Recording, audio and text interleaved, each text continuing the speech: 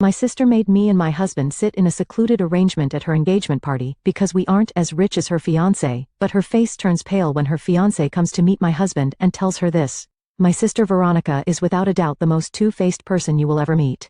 On the surface, she appears sweet and charming, but when you dig deeper, you find a very different reality. I know this firsthand because we grew up together, and I've seen her true colors more times than I can count.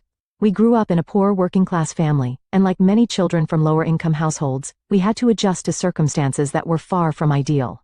Compromise was a way of life for us, whether it was sharing a single blanket during freezing winters, going to bed hungry some nights, or learning to be content with second-hand clothes.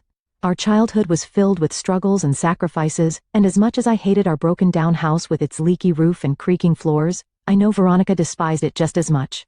However, our ways of dealing with this shared hardship couldn't have been more different. I chose to channel my frustration and desire for a better life into hard work. I poured everything I had into my studies, determined to escape the cycle of poverty we were trapped in. Despite countless challenges, I earned a scholarship to a prestigious university, something that felt like a miracle at the time. That scholarship became my ticket to a brighter future, a good education that led to a stable, high-paying job. Once I was well settled in my life, I turned my focus back to my family. It was important to me that our parents, who had sacrificed so much for us, could finally enjoy a more comfortable life. I helped them move out of that dilapidated house and into a better living situation. But Veronica, she took a very different path. While I focused on hard work and self-reliance, she leaned into her looks, charm, and cunning nature. Veronica has always known exactly how to use her beauty and wit to her advantage, especially when it comes to getting men and using them. Her whole life she has constantly jumped from one relationship to the next, as if she can't bear the thought of being single for even a moment. Her strategy is simple, but effective. Find a man who can give her what she wants, whether it's financial stability, luxury items, or a place to live. She has mastered the art of securing it all through relationships. I've never seen her struggle to pay her bills, or worry about where her next meal will come from, because she always has someone taking care of it for her. Her most recent relationship was with a rapper who not only paid for her bills, but also lavished her with expensive shoes and designer clothes, and even gave her a place to stay rent-free.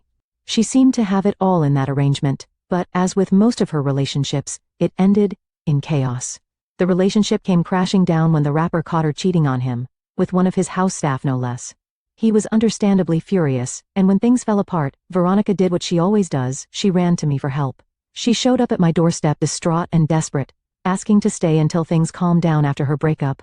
Despite my frustration and the obvious mess she had created for herself, I couldn't turn her away. That's just the kind of relationship we have. She always turns to me in times of trouble, and I, being the elders, always find it hard to say no.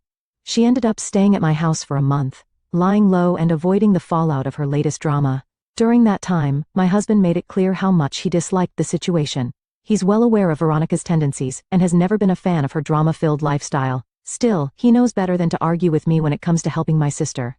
He grits his teeth and puts up with it, knowing I have a soft spot for her despite her endless antics. You'd think that after all the times Veronica has come running to me for help, she would at least show a bit of gratitude towards me, but no, that's not who she is. You see, Veronica has always been jealous of me. She seems to harbor this deep-seated resentment towards me. It's as though she can't stand the fact that my life is better than hers. She also hates the fact that I found myself such a good loyal husband. She's even told me outright that she finds it really unfair that I live such a stable and comfortable life without ever worrying about money. What she doesn't understand is that I work so hard to get where I am. She hates hearing about how my husband takes me on fancy vacations every year, and she never misses an opportunity to remind me that she thinks I don't deserve any of it. Just for some context, unlike me, my husband comes from a very wealthy family, but you'd never guess it by looking at him. Him and I met at a conference where he was a guest speaker. At the time, I had no idea how financially successful he was. He looked so simple and humble, which is what attracted me to him. He doesn't flaunt his wealth. No designer suits, no flashy cars, and no expensive watches. He once told me that showing off wasn't his style, and that mindset is part of what made me fall for him. When we started seriously dating, I realized the extent of his wealth. Despite his family wealth, he had also quietly built a fortune for himself through years of smart decisions and hard work. Anyways, even after I married my husband, we've made it a point not to broadcast his wealth to my family. Yes, we moved into a larger house, but we kept most other aspects of our life understated. Apart from helping my parents and occasionally Veronica when they truly need it, we rarely talk about money or make our financial situation obvious. My husband believes in living modestly, and I respect that. It's also partly because I know how someone like Veronica would react. She already feels entitled to our help, and if she fully understood the extent of my husband's wealth, she'd likely see us as her personal safety net. So after her relationship with the rapper ended, I assumed Veronica would take some time to reflect and chill, maybe even stay single for a while, but no. In true Veronica fashion, she quickly found herself another man. This time though, things were different, or at least they seemed that way at first. Her new guy, James, was a senior account manager at his company, someone who had built a solid career and was doing quite well for himself. At first, to be honest, I thought he was just a rebound, someone to fill the gap until her next conquest. But then Veronica surprised all of us by actually getting serious about him. She bragged about his sports car and rich parents all the time. Then one day she invited my parents and me to have lunch with James where we could officially meet him. During this lunch, she let it slip that her decision to be with James wasn't entirely about love. According to her, James was somewhat rich and very important, and she wanted to secure her future by locking him down. She was very open about the fact that she wanted a part of his wealthy lifestyle. As if that wasn't bad enough, before James arrived at the lunch, Veronica explicitly told us not to mention anything about our poor childhood years, and instructed us to act as though we came from a family with good money and status. She told us that she had lied to James about our background, as she didn't want him to know exactly how poor we used to be. She also forbade us from talking about any of her exes, and claimed that she had told James that she had no experience in relationships. I was appalled. Basically, she had lied to James about everything, and she wanted us to keep up the facade just so she could marry this rich boy. I didn't want to lie to James. That guy deserved to know the truth, but Veronica argued that once she was married to him she would tell him everything. Until then, she insisted it was her decision to make. I hated the situation, but for the sake of keeping the peace, I kept my mouth shut. During the lunch with James, it became clear just how smitten he was with Veronica. Despite only knowing her for 7 months, he seemed utterly devoted to her. He was polite and respectful towards my parents and me, expressing repeatedly how much he wanted to marry her. My parents, swept up in the moment, and likely eager for Veronica to settle down, gave him their blessing right there and then. I felt really bad for the guy, as he didn't deserve to be deceived like this. Not even a week passed before they officially announced their engagement. Yes, you read that right. My relationship-hopping sister, the woman who never seemed to stay with one man for long, was planning to get married to this guy. At first, I let myself believe it was a genuine change. Maybe she had grown up, learnt from her past, and found real love with James. I was happy for her. Truly I was. I even allowed myself a sliver of hope that this could mark a turning point in her life. Veronica seemed over the moon about the whole thing. For once, she appeared genuinely excited to be starting this new chapter in her life. She wasted no time in planning their engagement party, inviting my husband and me to attend. It was meant to be a grand event, and my husband, who hadn't yet met James or had any idea what to expect, was curious to finally meet the man who had captured my sister's attention. When we arrived at the party, it was immediately clear exactly why Veronica wanted to marry this guy. James had spared no expense for their engagement party. The venue was beautiful, and the event had been meticulously planned. There were professional caterers, servers dressed in formal attire, and even assigned seating at elegant tables adorned with floral centerpieces. It was also polished and extravagant, far more elaborate than I had anticipated. As we entered, I quickly spotted my parents already seated at a table closer to the center of the room. They waved us over enthusiastically, but before we could make our way to them, Veronica intercepted us. She stopped us in our tracks and told us that our assigned table wasn't near our parents. Then, without further explanation, she escorted my husband and me to a table tucked away in a far corner of the room. The table seemed secluded from the rest of the party and noticeably less decorated than the others. She motioned for us to sit and informed us that this was our table for the evening. My husband and I exchanged confused glances. I was taken aback by the whole thing. My husband asked Veronica why we were being seated so far away from our parents, and even from her and James. With a dismissive tone, she snapped that she only wanted well-to-do people seated near her and James's family. My husband and I exchanged stunned glances. Her reasoning was as insulting as it was nonsensical. We're both financially stable, and Veronica knew that perfectly well, but she didn't stop there. Smoking, she added with a sneer that her fiancé's family was richer than anyone she'd ever met, and that since we weren't on their level, she decided we didn't deserve to be anywhere near them. The sheer arrogance and venom in her words left us speechless, but it also made one thing crystal clear: Veronica wanted to humiliate us. Her comment wasn't just insulting, it was cruel. Veronica was basically trying to insinuate that my husband and I were beneath her and her fiancé's family when it came to social and financial standing. It felt like she was trying to say we weren't good enough to be seated closer to them, as we didn't measure up to the prestige or wealth that she thought her fiancé's family represented. The smirk on her face made it painfully obvious that she was enjoying every second of it. Before I could gather my thoughts to respond, Veronica turned as if to leave, smugly confident that she'd had the last word. But then James appeared. He must have spotted us talking to her and came over to greet us.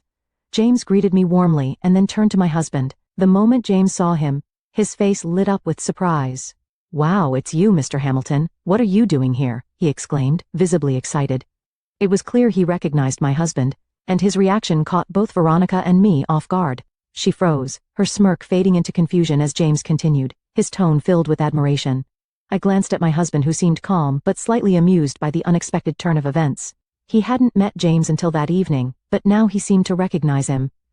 The two men shook hands while my husband told James that he was married to me. James seemed pleasantly surprised by that and started saying how he couldn't believe that he was going to be a family with someone he'd admired for so long.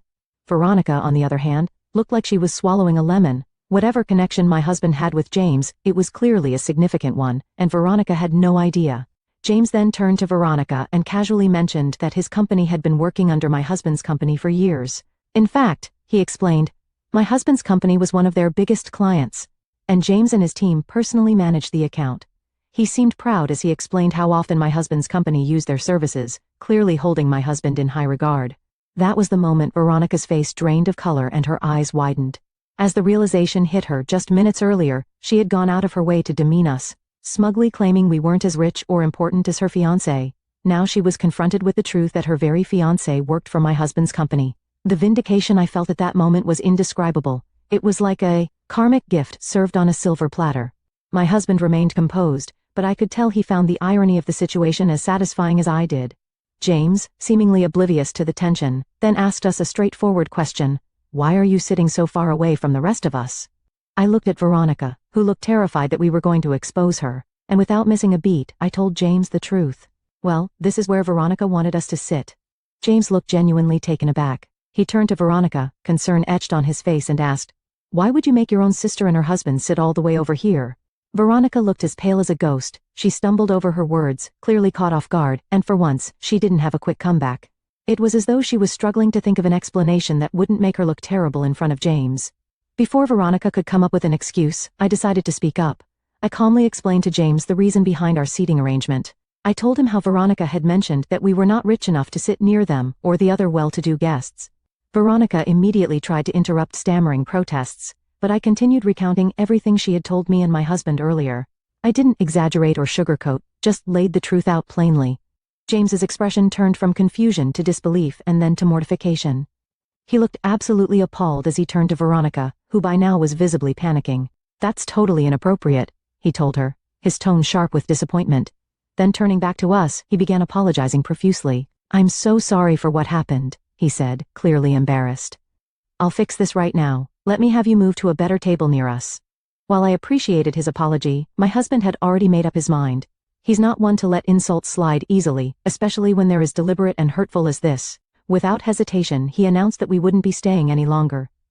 "I appreciate the gesture, James," my husband said politely, "but we are leaving." I nodded in agreement, ready to go. James looked flustered and tried to reason with my husband, but it was no use. Veronica too began apologizing frantically, insisting it was a misunderstanding and begging us to stay, but the damage was done. What was the point of staying after what Veronica had done? Sure, she seemed apologetic now, but would she have felt any guilt if James hadn't turned out to work for my husband? I doubted it. My husband and I quietly excused ourselves and left the party. Instead of dwelling on the negativity, we decided to turn the evening into something positive. We went to our favorite restaurant for an impromptu date night, just the two of us. It was refreshing to leave behind the drama and spend quality time together enjoying good food and each other's company. That said, my husband remains furious about the incident and has made it clear he wants to cut ties with my sister entirely. I can't say I blame him. Veronica's behavior was deeply disrespectful, not just to him, but to me as well. At this point, I agree with my husband.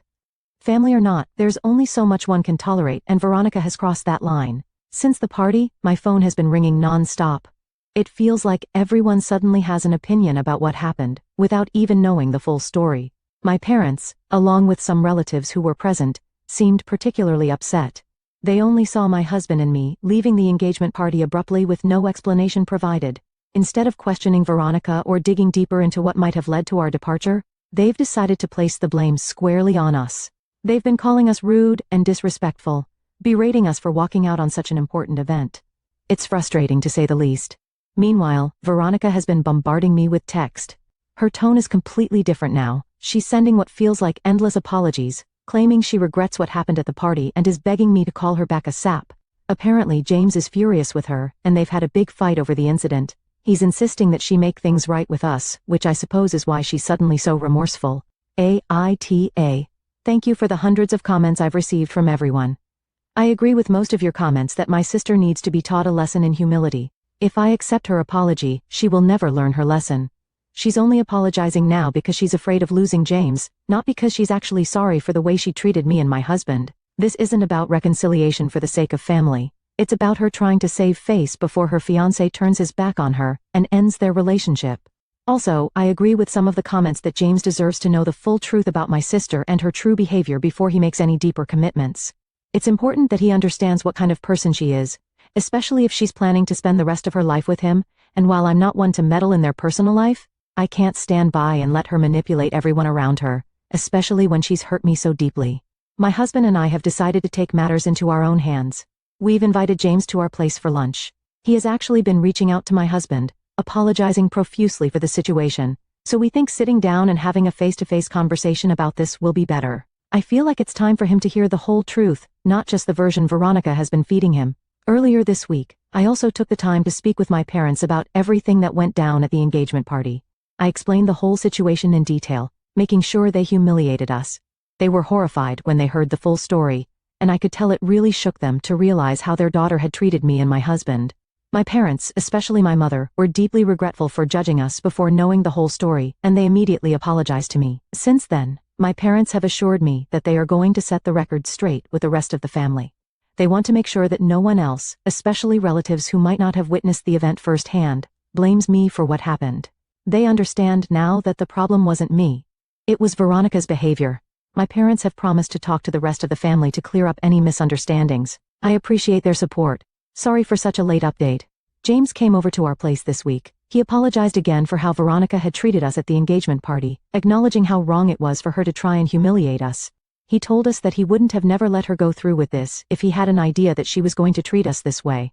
James pleaded with my husband, asking him not to bring this up to his boss as it could seriously jeopardize his career. My husband reassured James that despite how my sister had insulted us, their business partnership would remain unaffected. James seemed visibly relieved by that, and I appreciated my husband's calmness in the midst of all this drama.